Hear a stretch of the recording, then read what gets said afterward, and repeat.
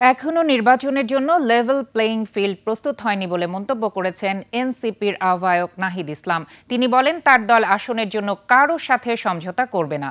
এদিকে ত্রয়োদশ সংসদ নির্বাচন সামনে রেখে ৩০০ আসনের বিপরীতে ১,৪৮৪টি মনোনয়ন ফর্ম জমা হয়েছে।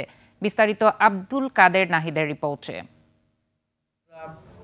নির্বাচনী প্রস্তুতি নিয়ে সংবাদ সম্মেলন করেন দলের শীর্ষ নেতারা। তারা বলেন, ক্ষমতার জন্য আসন ভাগাভাগিতে বিশ্বাসী নয় এনসিপি। কোনো ধরনের ক্ষমতার জন্য আসনের জন্য আমরা কারোর সাথে কোনো ধরনের সমঝোতা করব না। আমরা যদি একটি আসনও না পাই, জাতীয় নাগরিক পার্টি তার যেই আদর্শ, তার যে নীতি, তার যে লক্ষ্যে, সেই লক্ষ্যে অটুট থাকবে।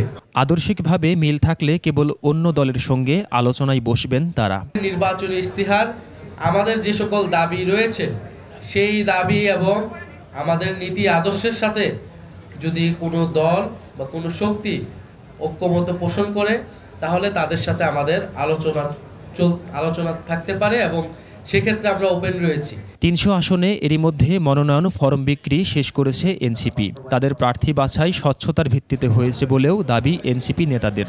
সৎ, দক্ষ, যোগ্যতার যে যাচাই, এই ক্রাইটেরিয়াগুলোর ভিত্তিতে আমরা তাদেরকে সংসদে নিয়ে যেতে চাই। নির্বাচন সামনে রেখে ১,৪৮৪টি ফরমের ভেতর থেকে যোগ্যদের বেছে নেওয়ার কথা বলেন এনসিপি নেতারা।